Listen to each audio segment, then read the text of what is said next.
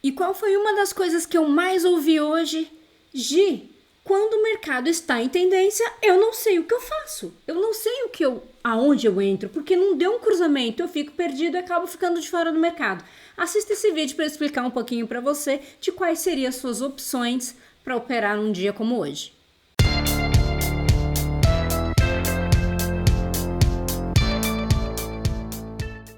E aí, eu sou a Gi Carvalho e esse é o canal Trajetória Trader. Se você ainda não é inscrito no canal, aproveita já, se inscreva agora e não esqueça de ativar o sininho para receber as notificações.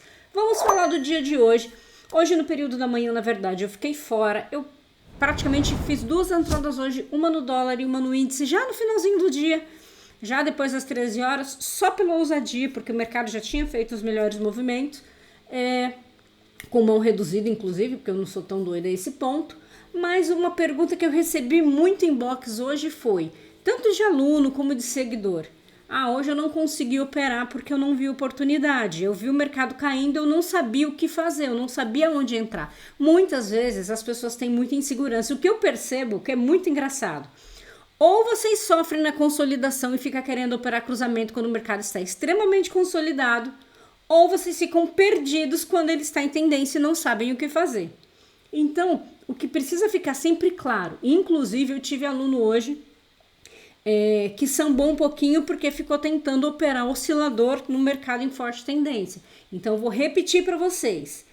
Osciladores é para mercado lateral, mercado consolidado. Com o mercado em forte tendência, igual foi hoje, não vai funcionar. Vai dar stop o tempo todo. O que você pode usar de oscilador em dias como hoje, que eu nem sei se deu oportunidade, é fazer uma entrada caso dê um sinal a favor da tendência. No caso de hoje seria, deu uma entrada de venda, eu faço. Vamos ver se teve que eu nem olhei. Teve apenas uma entrada que não teria estopado e teria dado um belo de um gain. Que eu falo para vocês, tendência não se opera oscilador, da mesma forma que na consolidação não se opera cruzamento, que é um operacional de tendência. Vocês fixando isso na cabecinha, as coisas vão funcionar melhor. Gi, mas eu nunca enxergo isso a tempo, eu só percebo depois que o mercado fechou. Gente, tem que estudar, porque a gente só aprende vendo, isso se repete. Um dia, 2, 3, 5, 30, uma hora. Você tem que decorar. Olha, eu tenho que observar como o mercado está antes de tomar a decisão de qual operacional eu vou usar. Vamos falar de oscilador hoje. Uma entrada de stop. Essa entrada chegou a ir contra um pouco, mas não teria estopado em momento algum, mesmo fazendo esse movimento, e depois foi embora. Ok. Entrei, a hora que ele chegou aqui embaixo eu já saí. Lindo, ele te deu um gain de 200 pontos, ok, um range super curtinho aqui, um canal bem estreito, 200 pontos, tá lindo, entrou e saiu. Quem não saiu teve a oportunidade de pegar toda a queda a partir daí. Agora, compra, stop, e eu acho que foi só. E teve mais um aqui já, mas bem no final da tarde, já no after também, não vamos considerar. Mas não adianta, então você teve 3 stops aqui no contra-tendência e um gain na tendência. Então, assim, oscilador nos rencos menores é para operar quando o mercado está consolidado, iguais a dias que nós estamos tendo sempre. Tivemos ontem, olha lá que bonitinho que ele funciona, ó. Tá lindo. Mercado assim, tira o zoom do gráfico. A banda tá assim, mais horizontal. É claro que a gente já vai perceber isso no decorrer do dia, né? Porque enquanto o mercado tá andando, ele tá curtinho aqui, não tem isso tudo. Vamos pensar assim, eu tô vendo desse jeito. Esse canal só vai se movimentando conforme o mercado anda, mas eu já tô vendo que ele não está vertical e tá andando. O canal permanece mais horizontal, então aqui eu posso operar. Agora, se eu vou para um dia que o mercado começa assim e o canal vai só ladeira abaixo, não adianta, gente, ele tá vertical. Para vocês entenderem que não adianta querer operar oscilador em dia de tendência. Ponto. Eliminamos um problema, não se opera oscilador em dia de tendência, a não ser que como o mercado ele faz expansão e retração, em algum momento, essa pequena retração para continuar a tendência, ele pode te dar um gatilho, que foi o que aconteceu aqui no 11R. Aí você aproveita. Caso contrário, não adianta. Ok, esse é um ponto. Então, o mercado está em tendência, não deu cruzamento, ele já abriu trabalhando abaixo das médias e foi embora. Essa seria uma opção. Você esperar ter um gatilho a favor da tendência de um oscilador para entrar. Essa seria uma oportunidade. Qual que é a próxima oportunidade? Operar pullback. Ah, Gi, mas eu não operei pullback porque o estocástico estava lá embaixo o tempo todo. Mas é óbvio que ele vai ficar lá embaixo. O estocástico é um oscilador de momento. O preço não, a tendência não está oscilando.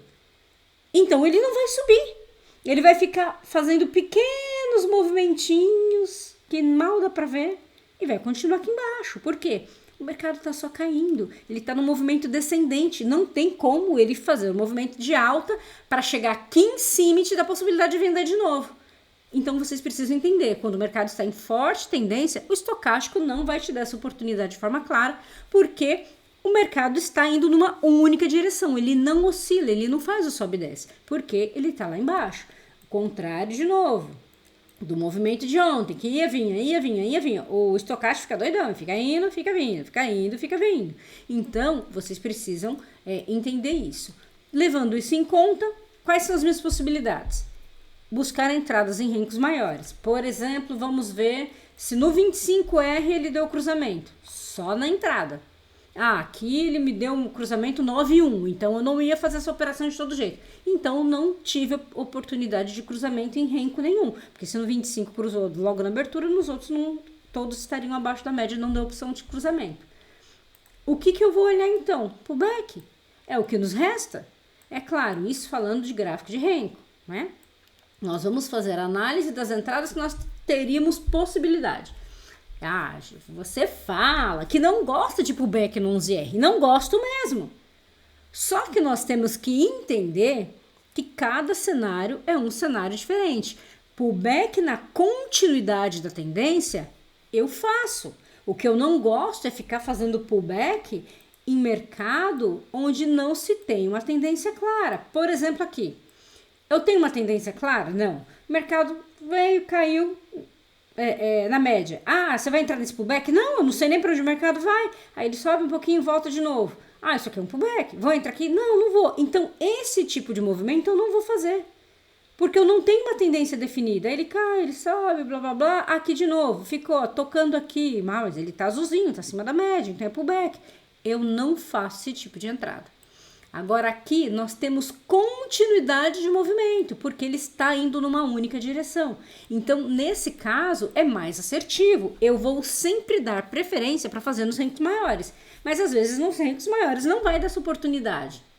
Aí quando eu faço isso pelo 11, eu tenho mais chances. Ah, Gi, mas posso ter stop? É óbvio, gente, não tem milagre. No 11R vai dar mais oportunidades, mas é óbvio que nem todas vão ser de gain. Você tem a possibilidade de ter gain e loss. Por isso que é importante não analisar somente isso, mas tentar ver um contexto, se está consolidado, se não está. O mercado começou a consolidar, não é hora de fazer nada. A gente tem que esperar ele entrar em tendência. Por quê? Porque senão você vai ficar entrando no pullback, ele vai contra um pouquinho, volta e se fala, putz, me estopou, agora foi. E vai ficar nesse lenga-lenga. Então o ideal é fazer essas entradas quando o mercado está fazendo um movimento contínuo. O que eu chamo de movimento contínuo? De 3 a 4 blocos na mesma direção. Não, caiu 1, subiu 1. Caiu 2, subiu 3. Caiu 1, subiu... Então aqui ele começa a te mostrar que ele está consolidado. Nesse momento, o pullback tem um risco maior. Ok. Mas vamos lá. Pullback no 11R. Como seria o cenário hoje aqui? Eu tive essa primeira oportunidade, box 37, que deu stop. Logo na sequência eu tenho box 41, já numa condição um pouco melhor. Ah, Gi, mas por que você considera um pouco melhor? Porque aquilo que eu falei, aqui ele fez box para cima, para baixo, ok. Mas vamos deixar claro, é mais difícil a hora que o mercado está andando identificar isso de forma rápida. Então tomou esse stop aqui, paciência. E ele subiu. Aí ele vai novamente dar um pullback. Só que dessa vez ele chegou até a VWAP, rejeitou a VWAP e deu uma nova entrada. Poxa, legal, então vou tentar nesse de novo, né? Aqui ele anda pouco, só 100 pontos, 130 pontos. Já possivelmente não te daria stop, certo? Tem gente que tem alvo só de 100 pontos, um alvo curto. Mas, aonde está o meu stop nessa entrada? 160 pontos. Então, ele está aqui. Ah, Gi, mas considera... Eu nem sei se aqui ele daria 160 pontos, mas vamos ver, ó. Aqui ele daria 129, 130 pontos. Então, se você colocar os 160 pontos aqui, ele estaria mais para cima. Então, não teve risco de te pegar. Então, você tomou um stop aqui, só que essa entrada te pagaria lindamente todo esse movimento de queda. Ah, Gi, mas eu sou mão de alface, eu não consigo. Aí já é uma outra situação. Porque você tem que entender que para você ter a oportunidade de fazer um bom trade numa tendência forte, você tem que deixar o preço trabalhar. Ah, mas eu fico aflito. Então tá bom, então você vai ficar entrando em todos os pullbacks buscando 100 pontos e saindo. Vai ter alguns que vai ser legal você ter feito isso e vão ter outros que você vai deixar pontos na mesa. E paciência, igual aqui. Essa entrada pagou um pouco mais de 100, deu gain. Essa segunda também teria pago mais de 100, deu gain. E essa terceira também, e foi-se embora para todo sempre e não deu mais nenhuma oportunidade. Então você teria tomado um stop aqui de 160 pontos e teria feito 3 entradas de 100 pontos. Então você estaria levemente positivo, mas estaria positivo. Então deu para fazer alguma coisa.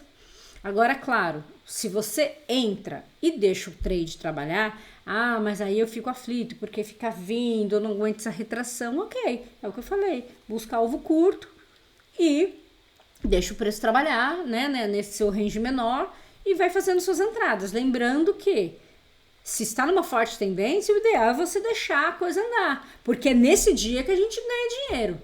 No dia consolidado, ali 100, 150 pontos, 200 pontos, aqueles tradezinhos mais curtos, e o dia que dá oportunidade, você fala, olha que movimento lindo, e eu de fora. Quando dá oportunidade, você sai correndo, então tem que ter esse trabalho. Então, essas seriam as oportunidades de entrada no 11R para quem não fez nada lá de começo, porque eu não faço pullback em média de 9, deixando isso claro, eu só faço em 21.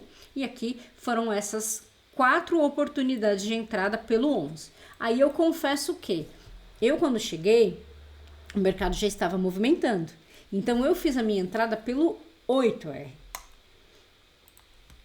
Ah, é arriscado? Sim, é arriscado, mas fazer o quê? Vou entrar. Eu fiz entrada nesse box aqui, peguei esse movimento de queda e fui até o final do pregão. Deu 600 e poucos pontos. Isso porque já tinha feito um movimento bem forte. É claro, entrei no momento onde me oferecia muito mais risco. Óbvio, eu entrei com mão menor, consciente do risco que eu estava correndo, só pela ousadia. Eu falei, eu vou entrar para não dar o dia perdido. Ah, Gi, mas qual que foi a sua análise para entrar pelo 8R? Primeiro, tendência de queda. Ah, por que você não considerou que já caiu muito? Ele caiu da abertura. Ele fez um movimento de 900 pontos. Ele tentou fazer esse movimento de alta olhando pelo 8, né? Mas nem rompeu estrutura nem nada. E já não conseguiu. E ele ficou batendo na VWAP e voltando. O que está claro para mim? A tendência é de queda. Não adianta eu pensar em fazer compra. Então eu vou vender. No pior das hipóteses, eu vou tomar um stop ali do gerenciamento que eu tenho. Só que eu vou deixar o trade andar. Por quê? O que a gente mais quer nessa vida? Operar a favor da tendência. A hora que eu entro, por que eu vou entrar e sair correndo? Não faz sentido. Claro, entendam, a maioria das pessoas tem dificuldade, porque o mercado dá aquelas voltadinhas, mas é a única oportunidade que você vai ter de fazer bons trades. E eu entrei e saí quando deu horário. Deu horário, deu 630 pontos, se eu não me engano, e foi o movimento que eu peguei, e tudo lindo. Pena que eu não peguei com a mão normal, porque como eu entrei numa operação já no horário que o mercado normalmente está mais morto, eu não vou também abusar da sorte. Eu não ia nem operar. Mas eu falei, só, né? Aí fiz uma entradinha aqui, uma entradinha no dólar, tudo lindo, 20 pontos no dólar e 630 pontos no índice.